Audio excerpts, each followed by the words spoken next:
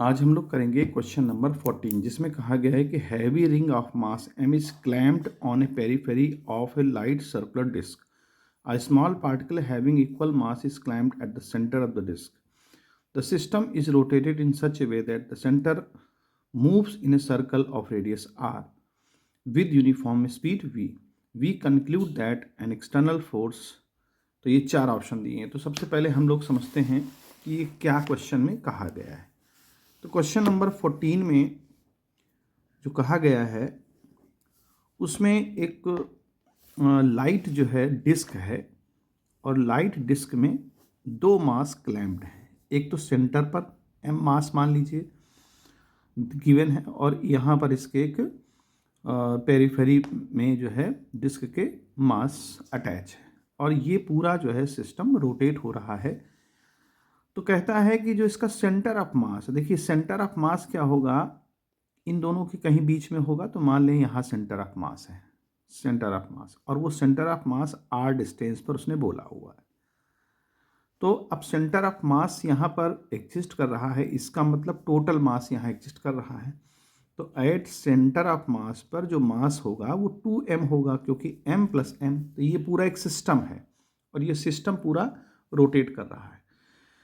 तो अब हमें ये देखना है कि इस सिस्टम पर क्या कोई एक्सटर्नल फोर्स काम कर रहा है. तो देखिए एक्सटर्नल फोर्स जो होता है वो एक्सटर्नल फोर्स जो भी होगा वो इस पर लगने वाला फोर्स. तो देखो इस पर जो लगेगा फोर्स वो सेंटीपिटल फोर्स काम करेगा, यानी mv² बाई आर.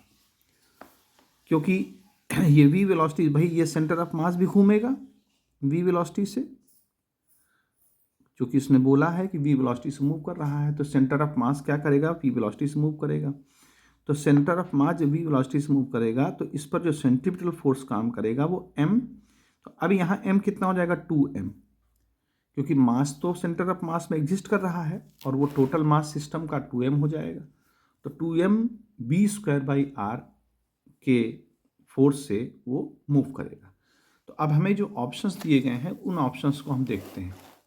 तो सबसे पहला ऑप्शन जो दिया गया है कि mv² must be acting on A central force, central particle. देखो जो सेंटर पे जो अगर हम जहाँ ज्यूम कर रहे हैं वहाँ mb तो नहीं लगेगा क्योंकि m वहाँ पर 2m हो जाता है. तो ये ऑप्शन इसका गलत हो जाता है.